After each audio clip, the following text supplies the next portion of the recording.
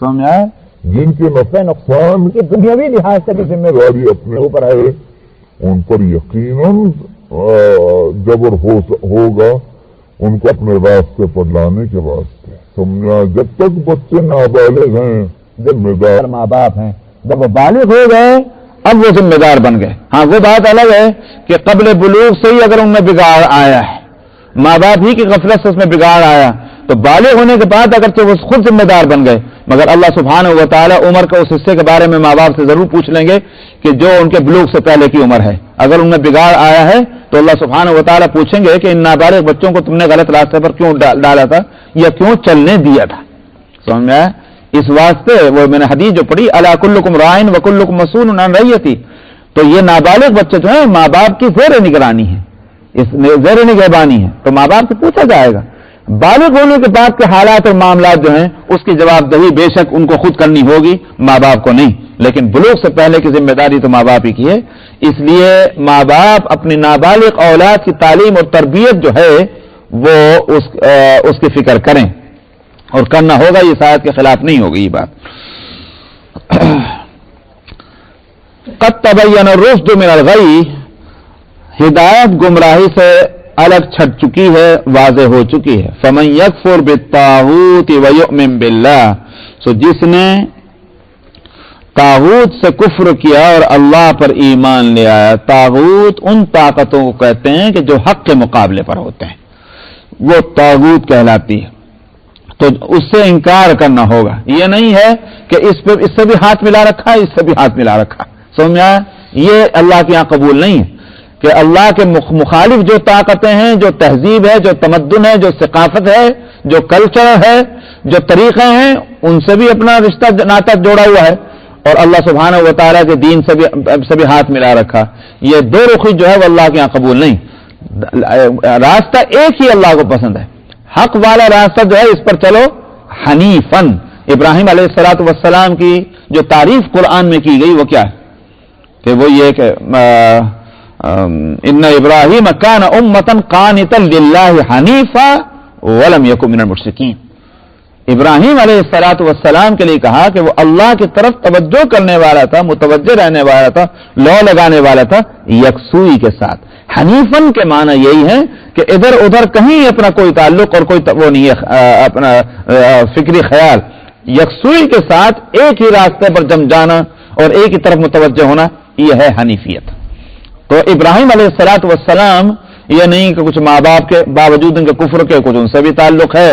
نمرود جو بادشاہ وقت ہے اس سے بھی تھوڑا بہت تعلق ہے کہ بھئی سب سے لڑ کر ہم زندہ کیسے رہیں گے، سب سے بنا کر رکھو. یہ نہیں کہ ابراہیم علیہ الصلوۃ والسلام نے، باپ نے نہیں مانا اور انہوں نے دھتکار دیا، السلام علیکم میرا سلام لو. نمرود نے نہیں مانا، ٹھیک ہے ہمارا سلام لو ہم چلے. تو سارے رشتہ داروں کا، اسی لیے سورہ ممتحنہ میں ہے قد كانت لكم اسوة حسنة في ابراہیم والذین معه اذ قالوا لقومهم انا براء منكم ومما تعبدون من دون الله كفرنا بكم وبدا بيننا وبينكم العداوة والبغضاء ابدا حتى تؤمنوا بالله وحده. کہ ابراہیم علیہ الصلوۃ والسلام کی زندگی میں تمہارے واسطے ایگزامپل ہے، ایک نمونہ ہے.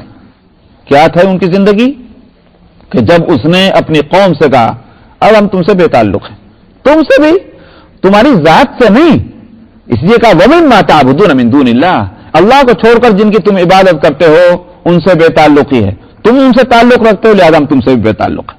وَمِمَّا تَعْبُدُونَ مِن دُونِ اللَّهِ كَفَرْنَا بِكُمْ، ہم تمہارا انکار کرتے ہیں. یہ جو ہے وَمَن يَكْفُرْ بِالطَّاغُوتِ، ہم تمہارا انکار کرتے ہیں. سمجھا؟ اقرار تو ایک ہی ہوگا، دو اقرار نہیں ہو سکتے، دو مخالف چیزوں کا اقرار کریں. ایک کا انکار ہوگا، ایک کا جو ہے اقرار ہوگا. اسی واسطے آپ دیکھتے ہیں کہ کلمہ کیا ہے؟ کلمہ طیبہ، جس کے بغیر کوئی شخص مسلمان نہیں ہوتا. یہ کلمہ شہادت، لا الہ الا اللہ محمد رسول اللہ، اشہد ان لا الہ. پہلے کیا چیز آ رہی؟ پہلے یہ نہیں آ رہے ہیں کہ اشہد ان اللہ، اشہد ان اللہ نہیں کہتے، اشہد ان لا الہ. پہلے آپ نفی کرتے ہیں کوئی معبود نہیں، اب آپ اس کے بعد جو ہے اس بات کرتے ہیں سوائے اللہ کے. تو پہلے جو ہے جھاڑ جھنکار سب کو ختم کرنا پڑے گا. سمجھ میں آیا؟ زمین کو آپ کلین کریں گے تب آپ اس میں بیج ڈالیں گے تو اگے گا. جھاڑ جھنکار بھی وہی ہے، آپ اس میں بیج ڈالیں تو جھاڑ بھی اٹھ رہے ہیں، بیج مر جائے گا. وہ کبھی بھی نہیں اگے گا وہاں. تو اس واسطے دل کے اس زمین کو کفر سے، شرک سے، معصیت سے، ہر چیز سے پاک صاف کرنے کے بعد اب اس میں توحید کا بیج ڈالیں گے تو وہ پھل لائے گا، اگے گا. تو لا الہ پہلے ہے، الا اللہ بعد میں ہے. سمجھا؟ تو اس واسطے کفر جو ہے اس سے پہلے اپنا تعلق ختم کرنا ہوگا کفر اور شرک سے، تب توحید پر آئے گا. تو ابراہیم علیہ السلام نے اسی لیے فرمایا کفرنا بکم، ہم تمہارے طریقے کا انکار کرتے ہیں. وَبَدَا بَيْنَنَا وَبَيْنَكُمُ الْعَدَاوَةُ وَالْبَغْضَاءُ، کوئی دوستی، کوئی رشتہ، کوئی ناتا ہمارا تمہارا نہیں ہے، بلکہ اس کے مقابلے میں دشمنی اور عداوت ہے. مگر یہ دشمنی عداوت کوئی نفسانی نہیں ہے، سمجھا؟ بلکہ حتی تؤمنوا باللہ وحدہ، یہاں تک کہ تم ایک اللہ پر ایمان لے آؤ.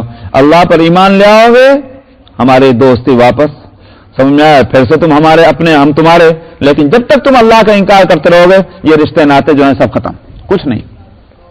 تو یہ ہے ابراہیم علیہ السلام کا طریقہ، جس کو نبی کریم صلی اللہ علیہ وسلم نے اپنایا، جس کو صحابہ نے اپنایا اور عملاً اس کو ثابت کر دیا کہ ہمارے دلوں میں محبت کی بنیاد جو ہے وہ اسلام کے رشتے سے ہے، خون کے رشتے سے نہیں ہے. سورہ الممتحنہ جس کا میں نے ابھی آیت پڑھی ہے، اس میں ایک اور واقعہ بھی ہے. حضرت حاتب بن ابی بلتع رضی اللہ عنہ کا واقعہ ہے کہ فتح مکہ کہ جب آپ نے مکہ تشریف لے جانے کا ارادہ کیا، مکہ فتح کرنے کا، تو آپ نے تیاری کا حکم دے دیا، لیکن یہ نہیں بتلایا کہ کہاں جانا ہے.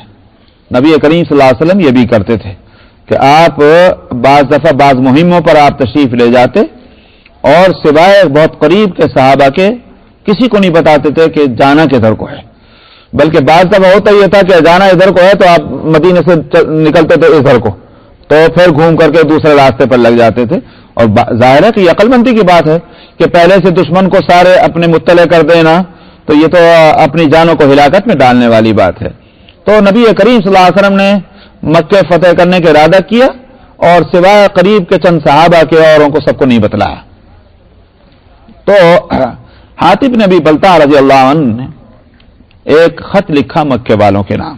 ایک عورت مکے سے آئی ہوئی تھی، وہ واپس جا رہی تھی، تو اس کو وہ خط دیا انہوں نے، اور خط میں یہ تھا کہ نبی کریم صلی اللہ علیہ وسلم نے مکے پر حملہ کرنے کا ارادہ کر لیا ہے.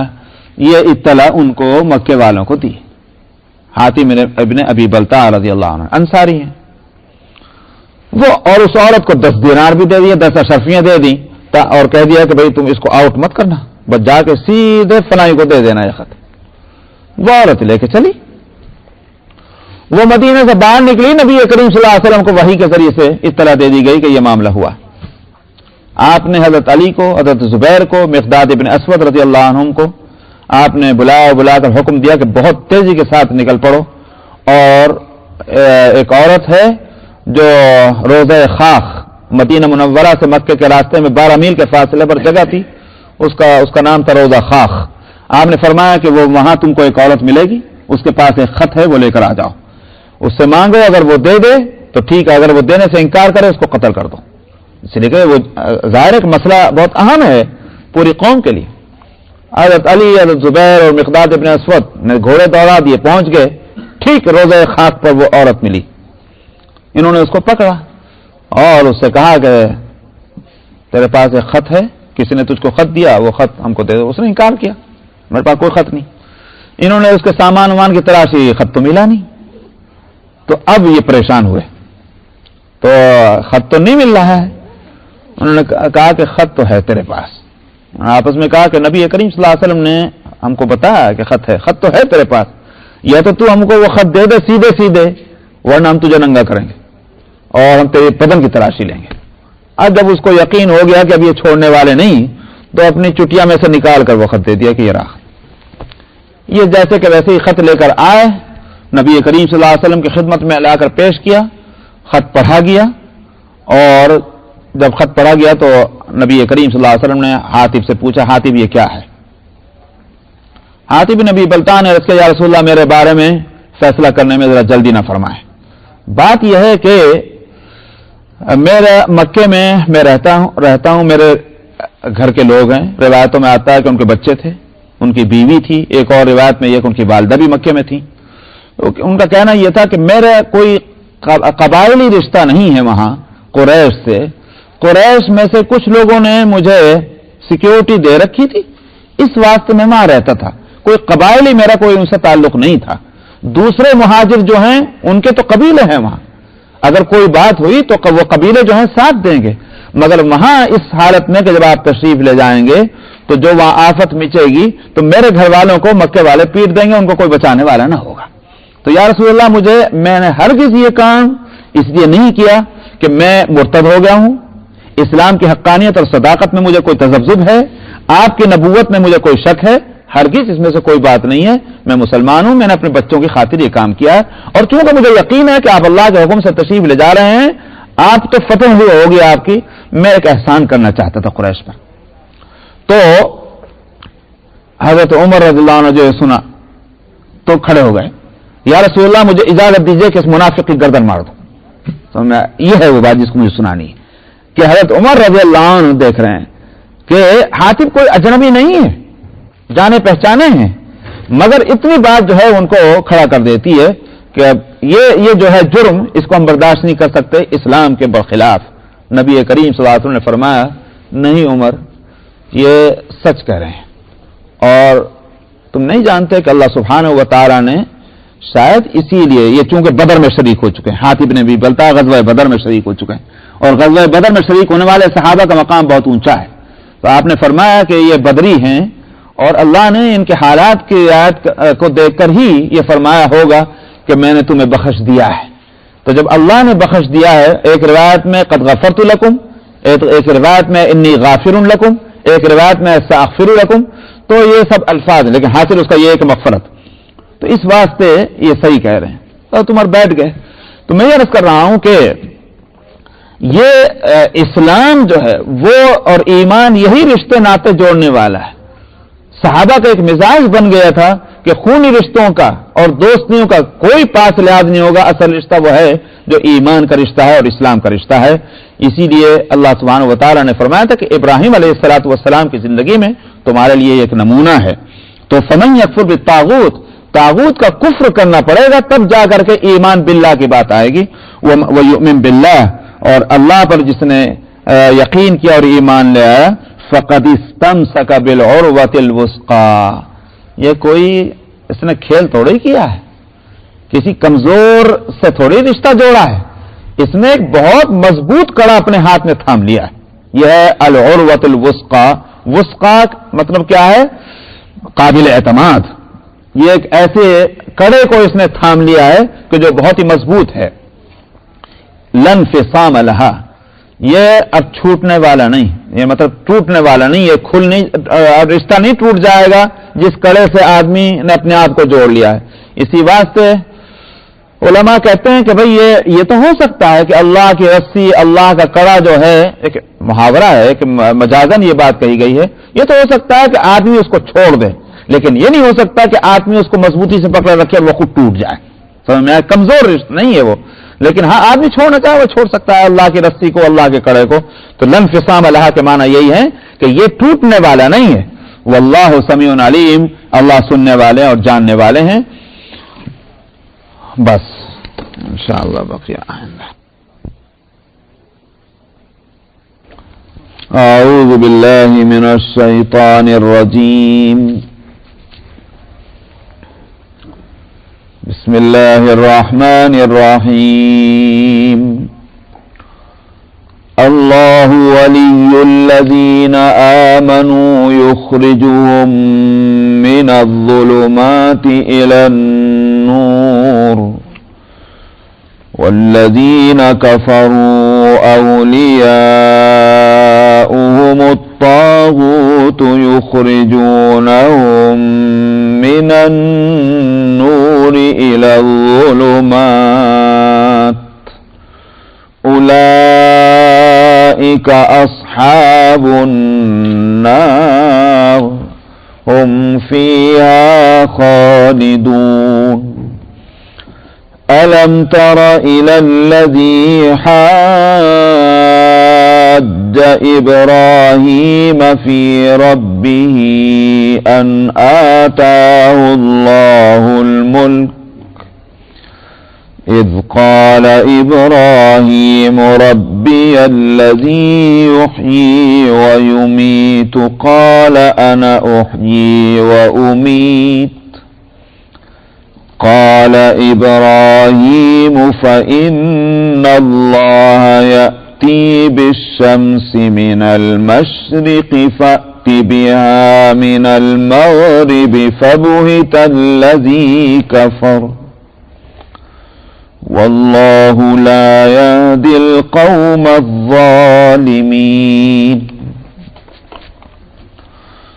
أو كالذي مر على قرية وهي خاوية على عروشها قال أنى يحيي هذه الله بعد موتها فأماته الله 100 عام ثم بعثه قال كم لبثت قال لبثت يوما أو بعض يوم قال بل لبثت 100 عام فانظر إلى طعامك وشرابك لم يتسنه وانظر إلى حمارك ولنجعلك آية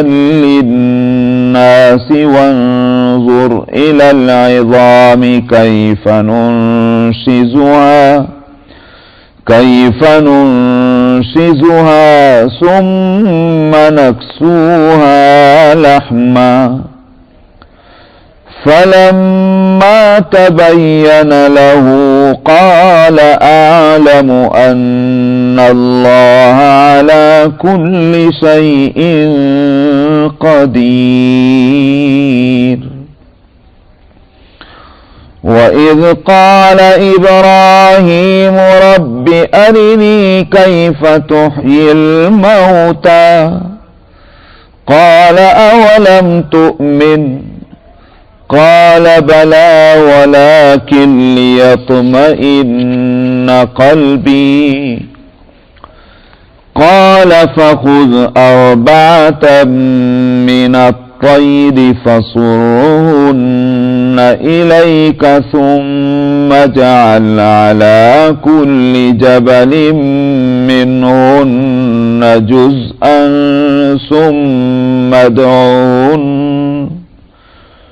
ثم ادعوهن يأتينك سعيا واعلم أن الله عزيز حكيم مثل الذين ينفقون أموالهم في سبيل الله كمثل حبة أنبتت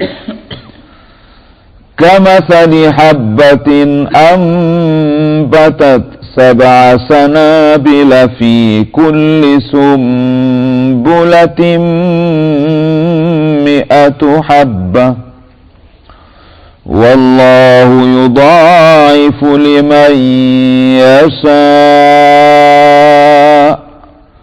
والله واسع عليم صدق الله العظيم.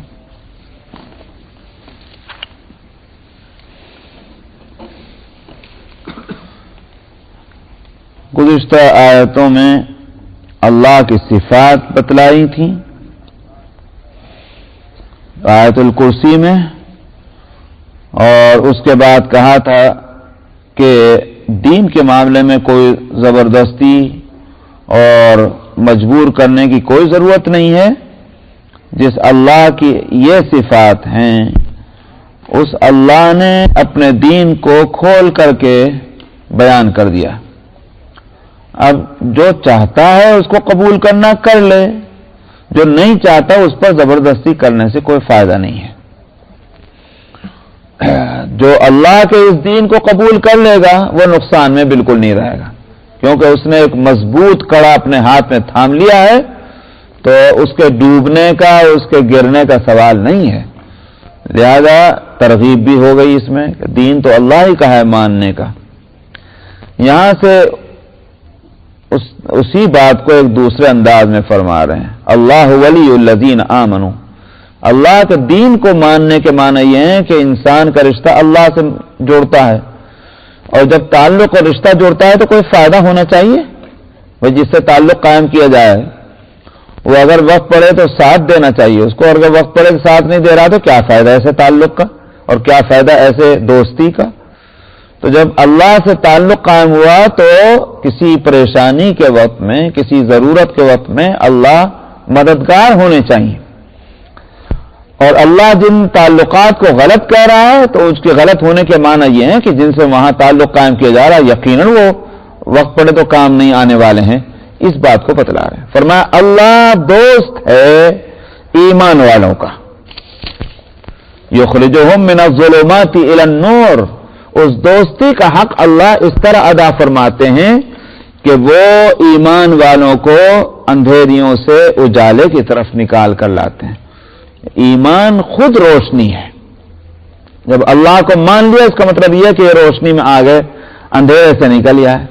لیکن یہ بات یہیں تک نہیں ہے، بلکہ ایمان والوں کو روشنی سے میں لانا، اس کے معنی کیا ہو گئے؟ ایمان تو لے آئے، اللہ کو تو مان لیا، اب آگے ہم کو کس طرح چلنا ہے اس راستے پر وہ نہیں معلوم. تو اللہ سبحانہ و تعالی اس راستہ چلنے کی تفصیلات بتلاتے ہیں جس کا نام اسلام ہے، جس کا نام قانون شریعت ہے. یہی ہے اندھیرے سے اجالے میں لانا. یخرجہم من الظلمات الی النور، اللہ سبحانہ و تعالی نکال کر لائیں گے، نکالتے ہیں ان کو اندھیریوں سے اجالے کی طرف. تو صاحب دنیا میں تو یہ اندھیرا اجالا یہ نہیں سمجھ میں آتا کہ صاحب جب تک مسلمان نہیں ہوئے تھے تو اندھیرے میں تھے، اور جب مسلمان ہو گئے تو اجالے میں ہو گئے. یہاں اس کا بھی دن ہے، اس کی بھی رات ہے. اگر اندھیرا اجالا تم سمجھتے ہیں دن اجالا ہے اور رات اندھیری ہے، تو یہ تو نہیں کہہ سکتے کہ دن جو ہے بس مومنوں کے واسطے اور کافروں کے واسطے رات ہی رات ہے. اس لیے میں نے کہا دنیا میں نہیں کھلتی حقیقت. ہاں عقل استعمال کریں تو بے شک دنیا میں بھی کھل جائے گی اس اندھیرے سے مراد کیا ہے اور اجالے سے مراد کیا ہے. لیکن آخرت میں جو ہوگا وہاں یقیناً کھل جائے گی. وہاں بالکل آنکھوں سے نظر آنے والا اندھیرا اور اجالا ہوگا. اسی لیے وہ سورہ الحدید کے اندر یوم تری المؤمنین والمؤمنات یسعی نورہم بین ایدیہم وبایمانہم، اسی طرح سے سورہ التحریم میں بھی یوم لا یصلی اللہ النبی والذین آمنوا معہ نورہم یسعی بین ایدیہم وبایمانہم. تو سورہ تحریم میں اور سورہ الحدید میں اس کو بتلایا گیا، جس کا حاصل یہ ہے کہ قیامت میں اندھیرا ہو جائے گا، بالکل اندھیرا، ہاتھ کو ہاتھ سجائی نہیں دے گا. اس میں مومن بھی ہیں، اس میں کافر بھی ہیں. وہ بھی ہیں جن کو جنت میں جانا ہے، وہ بھی ہیں جن کو جہنم میں جانا ہے. جنت اور جہنم میں جانے کے واسطے راستہ ایک ہی ہوگا جس کا نام ہے پل صراط.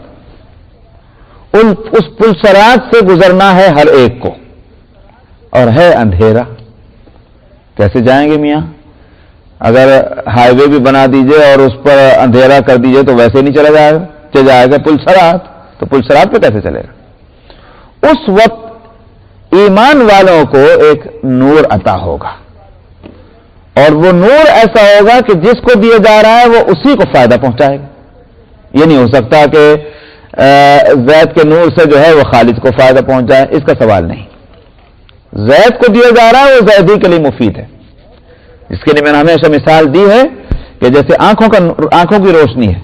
آنکھوں میں روشنی ہوتی ہے نہیں ہوتی؟ جبھی تو دیکھ سکتا ہے آدمی. آنکھوں میں اگر روشنی نہ ہو تو دیکھے گا کیسے؟ ایک روشنی باہر ہوتی ہے، ایک روشنی آنکھوں کے اندر ہوتی ہے. تو آنکھوں میں روشنی ہے، مگر جس کی آنکھ میں روشنی ہے فائدہ اسی کو ہے. ایک کی آنکھ کی روشنی سے دوسرے کو فائدہ نہیں پہنچتا. سمجھ میں آیا؟ تو قیامت میں یہی ہوگا کہ قیامت میں جو نور عطا ہوگا وہ جس کو عطا ہو رہا ہے اسی کو فائدہ پہنچائے گا. تو دنیا میں کافر جو ہیں انہوں نے روشنی کا راستہ اختیار ہی نہیں کیا، وہ تو اندھیرے ہی میں رہیں گے. اور کہا جائے گا چلو تو چلیں، تو کس طرح چلیں؟ مگر چلنا تو ہے. اس لیے کہ نہیں چلنے کا تو سوال ہی پیدا نہیں ہوتا، چلنا ہے۔ منافقین دنیا میں دھوکہ دے رہے تھے، کہہ یہ رہے تھے کہ ہم نے روشنی والا راستہ اختیار کر لیا، حالانکہ کیا نہیں تھا، سمجھا؟ شو یہ کیا تھا کہ ہم نے روشنی والا راستہ اختیار کر لیا۔ اللہ میاں ان کے ساتھ بھی ویسے ہی معاملہ فرمائیں گے جو انہوں نے دنیا میں کیا۔ ان کو روشنی ملے گی، نور ملے گا، خوش، ارے بھائی ہمارا جو ہے وہ دنیا میں وہ دھوکہ کام کر گیا، سمجھا؟ وہ ہماری ہیپوکریسی کام کر گئی، یہاں روشنی ہم کو بھی مل گئی جیسے ایمان والوں کو ملے گی۔ لیکن ہوگا یہ کہ جب چلنے کا مسئلہ آئے گا، ایمان والوں کی روشنی باقی رہے گی، منافقین کی روشنی ختم ہو جائے گی۔ اسی کو تو کہا ہے سورہ البقرہ میں، وَلَوْ شَاءَ اللَّهُ لَذَهَبَ بِسَمْعِهِمْ وَأَبْصَارِهِمْ، اللہ چاہے تو تمہارے کان اور تمہاری آنکھیں لے لے، یعنی کانوں میں سننے کی طاقت اور آنکھ میں دیکھنے کی طاقت جو ہے وہ اللہ لے سکتا ہے۔ قیامت میں یہی ہوگا، نور پہلے دے دیا جائے گا، لیکن جب چلنے کا مسئلہ آئے گا تو نور ختم۔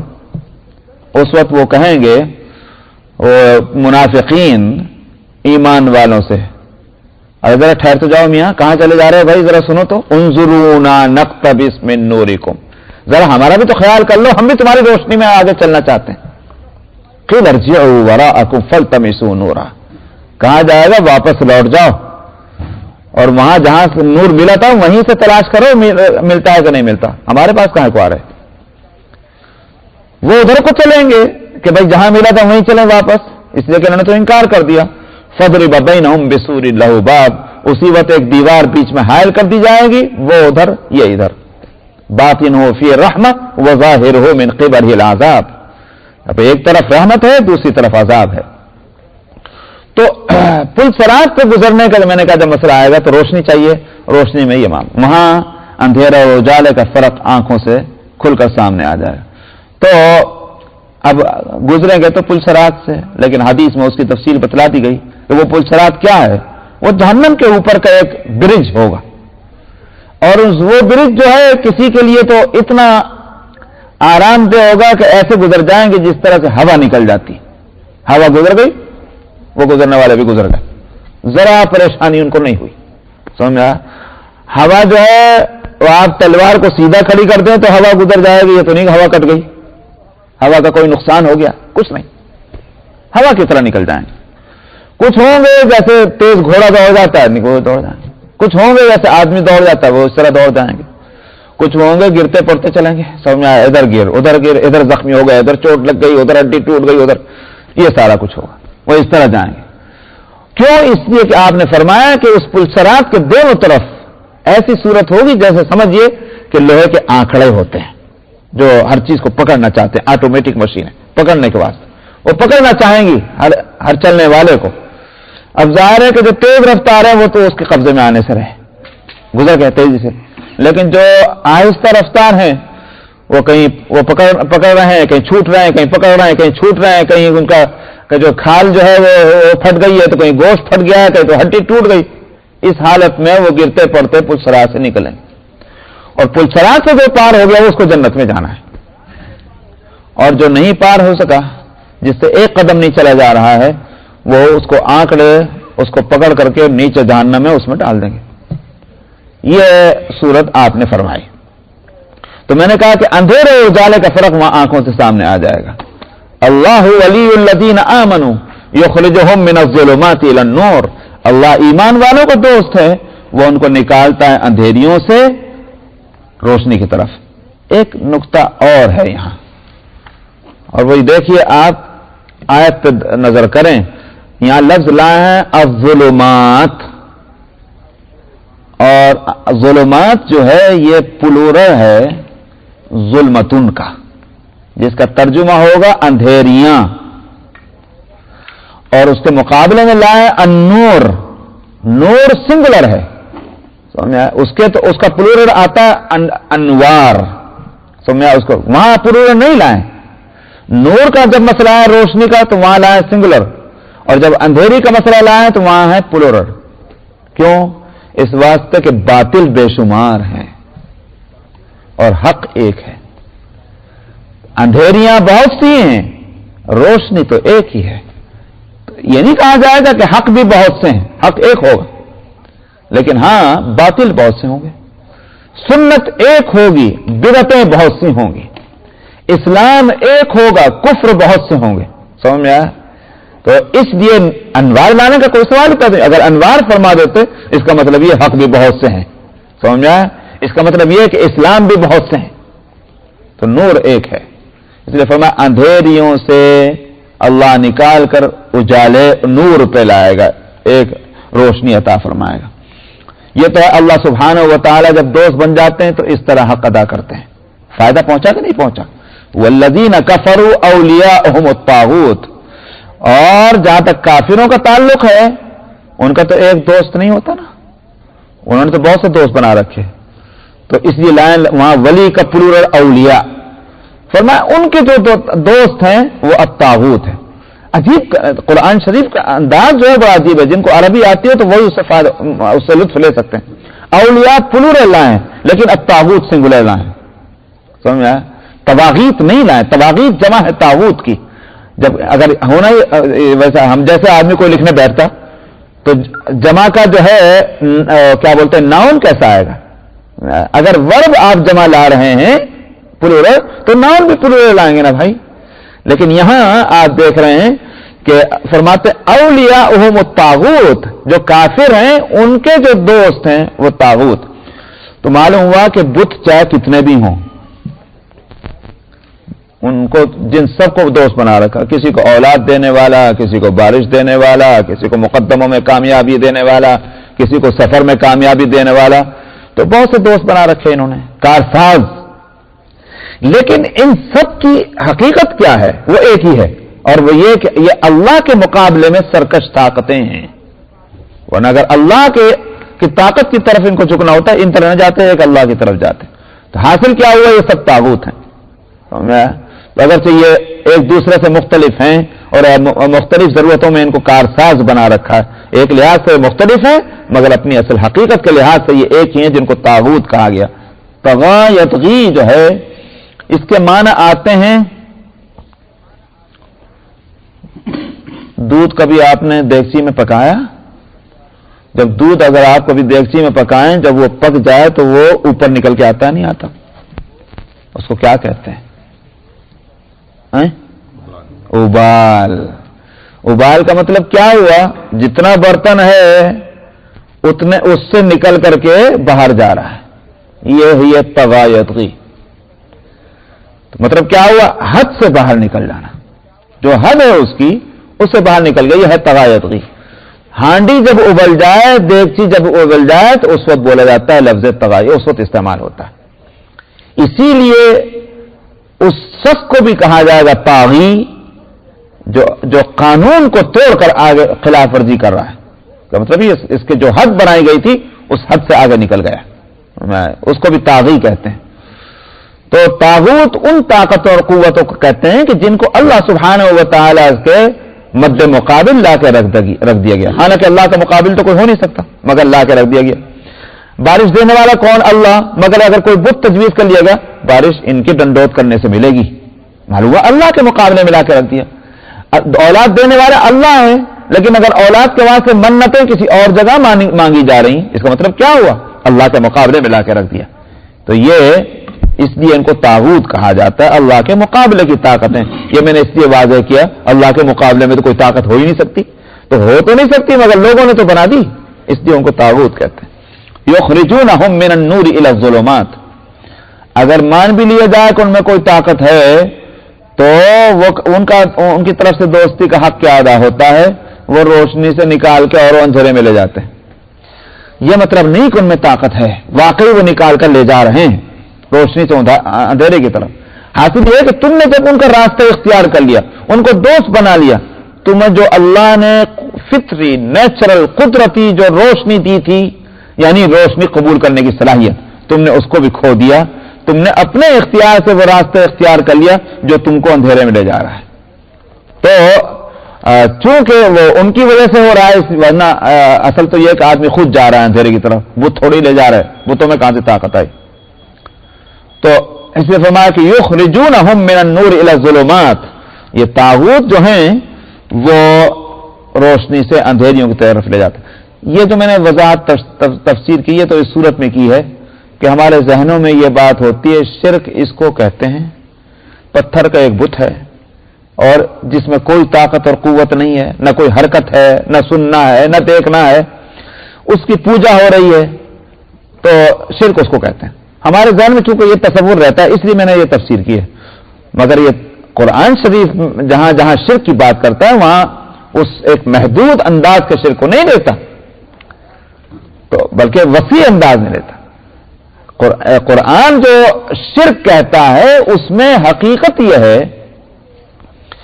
کہ پتھروں کے بتوں کے سامنے کی پوجا والی بات تو بہت لمیٹڈ ہے، وسیع پیمانے پر اور وسیع دائرے میں تو شرک یہ بھی ہے کہ جہاں بات اللہ کی ماننی تھی وہاں اللہ کی بات نہ مان کر کسی اور کی بات مانی جا رہی ہے، سمجھا؟ یہ بھی تو شرک۔ اسی واسطے الریا کو بھی شرک کہا گیا، یہ بھی شرک کی ایک قسم ہے۔ کیا مطلب؟ دکھلاوے کے لیے کوئی کام کرنا، سمجھا؟ نماز پڑھ رہے ہیں، نماز کہیں کو پڑھ رہے، ارے میں نماز نہیں پڑھوں گا تو لوگ کیا کہیں گے میاں، سمجھا؟ یہاں سارے کے سارے نمازی بیٹھے لاؤ پھر مجھے بھی پڑھنی پڑے گی ورنہ میری مصیبت کھڑی ہو جائے گی۔ مثلا یہ نماز جو پڑھی جا رہی ہے یہ کس کے واسطے پڑھی جا رہی ہے؟ اللہ کے لیے تو نہیں پڑھی جا رہی نا۔ جب اللہ کے لیے نہیں پڑھی جا رہی ہے تو یہ شرک ہونا چاہیے کہ نہیں ہونا چاہیے؟ اس لیے کہ جو کام اللہ کے لیے کیا جانا ہے وہ کام جو دوسرے کے لیے کیا جا رہا تو شرک ہے۔ اس لیے حدیث میں ریا کو بھی شرک کہا گیا۔ اسی طرح سے بچوں کا جو نومولود بچوں کا قتل جس کو موعودہ الوعد تو جو ہے جو جیسے ہوتا تھا عرب میں، اور تاریخ تو یہ کہتی ہے کہ یہ بات ہندوستان میں بھی ہوتی تھی، انڈیا میں، کہ کسی جاہلیت کے زمانے میں کہ پیدا ہوتے بچیوں کو قتل کر دینا، مار دینا، زندہ درگور کر دینا، تو لڑکیوں کو مارا جاتا تھا، تو اس کو بھی شرک کہا گیا، شرک خفی۔ آپ دیکھ رہے ہیں لڑکی کو پیدا ہوتے ہی مار دینا، اس کو بھی شرک خفی کہا۔ کیوں؟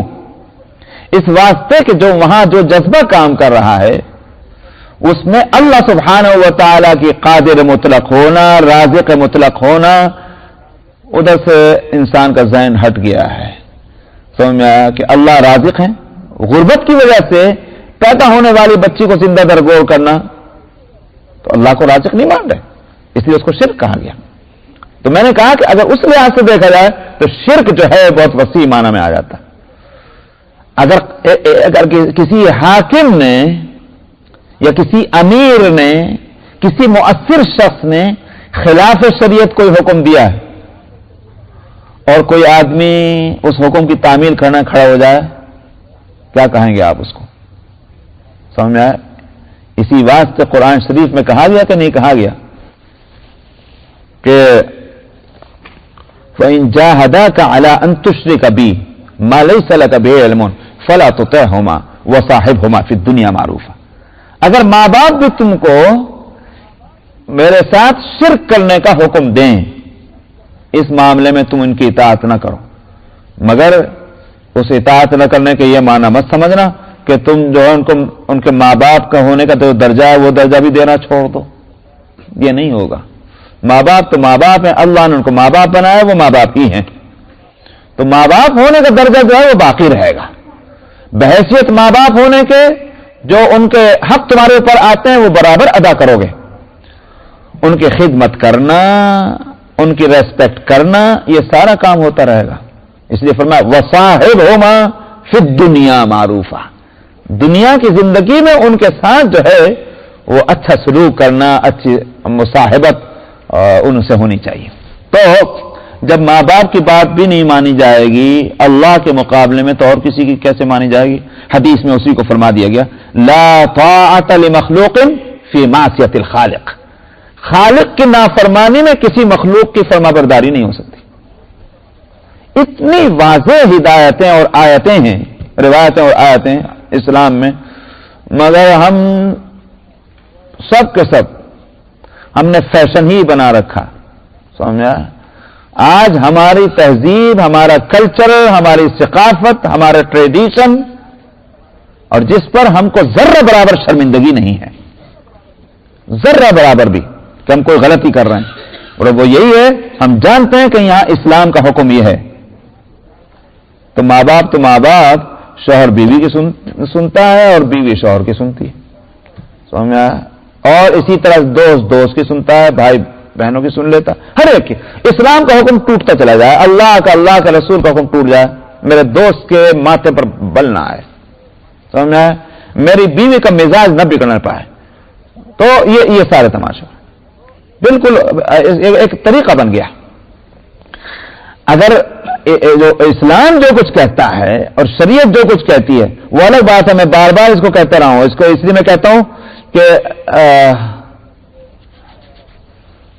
آپ بالغ اور نابالغ کا فرق تو سمجھتے ہیں نا بھائی، تو ایک تو مردانگی میں بالغ اور نابالغ ہونا ہوتا ہے، ہم لوگ مدارس کی زندگی میں یہ لفظ بہت عام معنی میں استعمال کرتے ہیں، جو شخص جو ہے سمجھنے کی صلاحیت نہیں رکھتا ہم کہتے ہیں کہ بھئی یہ علم ہے، نابالغ ہے، علمی لحاظ سے نابالغ ہے، بات کو سمجھ نہیں پا رہا ہے، جیسے نابالغ بچے نہیں سمجھتے، تو بعض دفعہ واقعی یہ محسوس ہوتا ہے کہ ہمارے بات کے سننے والے نابالغ ہیں، تو ہم کہنا کچھ چاہ رہے ہیں، سمجھ کچھ رہے ہیں وہ، تو اس لیے میں بعض دفعہ جب مجھے خیال آ جاتا ہے تو بات کو میں بہت واضح کرتا ہوں کہ ایک تو ہے کسی کو مشرک ہونے کا فتویٰ لگانا، یہ اس میں توسع نہیں ہونا چاہیے، کسی کو کافر ہونے کا فتویٰ لگانا بالکل توسع نہیں ہونا چاہیے، اس میں بہت سختی کرنے کی ضرورت ہے، کافر ہونے کا فتویٰ تو بالکل نہیں لگایا جا سکتا، الا یہ کہ اگر 100 پہلوؤں میں سے ایک پہلو بھی اس کو بچانے کا نہ باقی رہ جائے، سمجھا؟ اگر 100 آسپیکٹس ہیں، اگر ایک آسپیکٹ بھی ایسا نہ رہ جائے کہ ہم تعویل کر کے اس کو مومن باقی رکھ سکیں تو بات الگ ہے، پھر تم اس کو کافر ہونے کا فتویٰ لگے گا، لیکن اگر ایک آسپیکٹ بھی ایسا ہے، ایک پہلو بھی ایسا ہے کہ ہم تعویل کر کے اس کو مومن سمجھ سکتے ہیں تو فتویٰ نہیں دیا جا سکتا، ناجائز ہے، حرام ہے فتویٰ دینا اس کو کافر ہونے کا۔ تو میں یہاں کافر ہونے کی بات بالکل نہیں کر رہا ہوں، مشرک ہونے کی بات نہیں کر رہا ہوں، لیکن اس کا یہ معنی نہیں ہے اچھا صاحب مولوی صاحب نے تو بہت اچھی بات کہہ دی، اب مشرک نہیں ہوئے، کافر نہیں ہوئے تو کرتے رہو پھر وہ کام۔